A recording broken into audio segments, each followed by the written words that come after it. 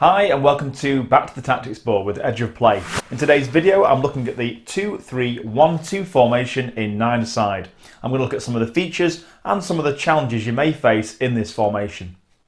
Let's start by looking at some of the features of this formation then. With those 4 horizontal lines, you've got a nice horizontal depth to the side and you've got a strong central spine. You've got your forwards, your attacking mid, your deep midfield, your 2 defenders looking through the middle of the team there. Quite hard to break down, you can get compact and work together. Because of the defensive work you'd expect from these 5 with the goalkeeper, the attacking mid would be very much looking for those pockets of space. In possession you'd expect a certain free roll to get on the ball and then release your 8 and 9, your 2 forwards.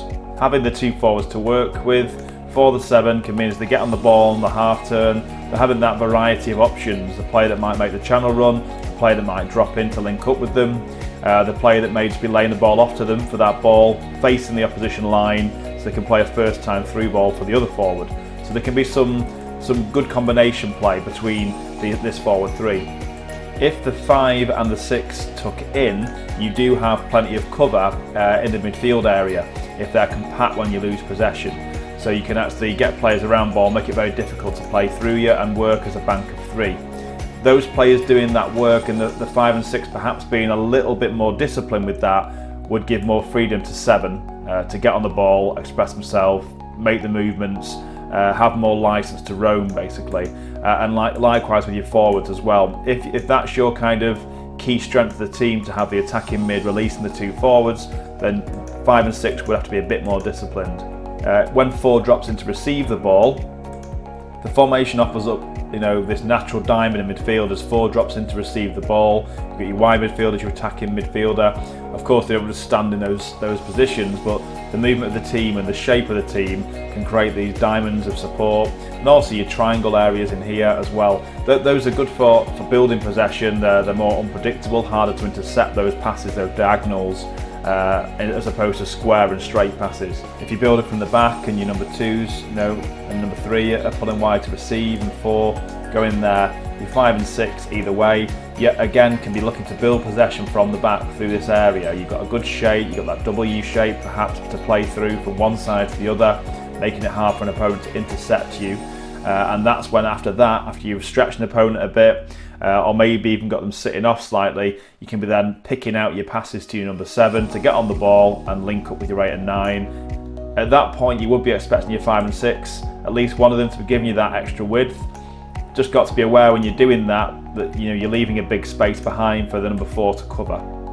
So would it be wise for you to release both wingers at the same time?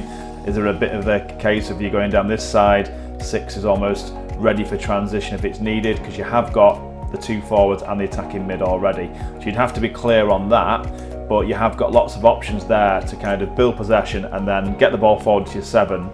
And if they're not picking out 8 and 9 straight away, 5 and 6 backing up and supporting, you can have a lot of attacking options all of a sudden.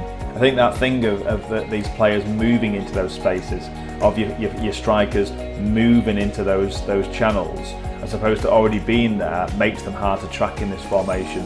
So you've got players that are going to be moving into their attacking positions, as opposed to already being there. Can you get a ball to your winger when they're already there? The fullback's got them marked up, they've got the back to the defender, and they've got man and ball in sight as a defender. But when this player is coming from deep, it's big runs from deep as this player has gone inside to help with the defending. Big run from deep, ball into the channel, all of a sudden a lot harder to track and deal with. Let's look at some of the challenges in this formation as well then. Well, it can lack advanced width without the movement. If your forwards are not prepared to make those movements, then until your 5 and 6 can get up the pitch and support the play, and we've already said that if both of them do that at the same time and spread wide, you're giving the number 4 a great deal of work to do in midfield, then this formation can lack width and options to play to here. Now you might say, well that's fine because we're building from the back, but if you don't give an opponent anything to deal with in the channels, if you don't give them something to drop for, they can press up higher and get on top of you more and make it harder to play out. So even if your intention is to build from the back and not play long, this player making that run makes more space for their teammates in these deeper areas, drags the defence away. It also requires a lot of movement from your midfielders and well-timed, thought about movement, good awareness. because if 5's making this big run at the same time as 6 making the big run, then you're going to be exposed in these areas in transition. So they've got to be aware and sense in the right moments. 9's made a big channel run, 6 doesn't need to make that run now. They could be tucking in, might be that 8 goes to centre forward and 5 spots that and makes this run in here. So players reacting to each other's movements, being in coordination with each other, really important in this formation. You can be exposed in these wide areas either side of your defenders then, because if 5 and 6 are tucking into midfield, they can't be in 2 places at once, and if one of them has made a big movement into the wings to offer width for the side, it only takes losing possession and then you can be punished for only having 2 players at the back and 1 central midfielder. If your 5 and 6 are doing the defensive work and dropping in and sometimes almost becoming a 4 at the back, dropping in here to help out if the team you're playing against has a lot of width, then that equal can be a problem because you're leaving the space here then. So your 5 and 6 have a lot of responsibility to show awareness of where they're needed at each given moment. Are they needed in an attacking sense wide, or is 4 needing their help in midfield? Are 2 and 3 needing support in that moment? In that moment is 6 tucking in to be the midfield help then. So we almost get a 3-2-1-2. So because of all this movement, you'd expect 5 and 6, your side midfielders, to have a lot of energy, good fitness levels, to be able to get up and down the pitch, perhaps a bit of pace as well to cover that ground quickly. Because of this hard work for 5 and 6, it's a bit of a luxury to say you're going to have 3 staying up front. You'd expect 7 to have clear duties too, when 4's dropping in, supporting, screening, helping out at the back, covering perhaps 5 and 6 when they've pushed up the line.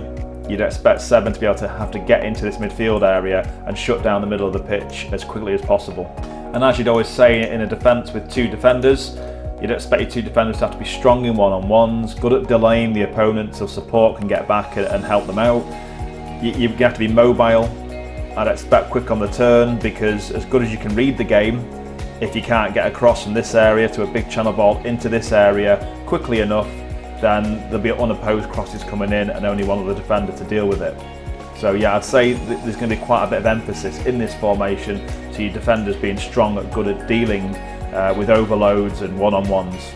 You can see this formation working well if you're preparing for a 4-4-2 diamond when the players go to 11 aside. Obviously you're taking the fullbacks out of that, but this idea of these players being side midfielders who can make runs into channels, who do defensive work out there, but also they see themselves midfielders who tuck in when needed and work together in this 4. You can see it's been a good formation to prepare for a 4-4-2 diamond in future.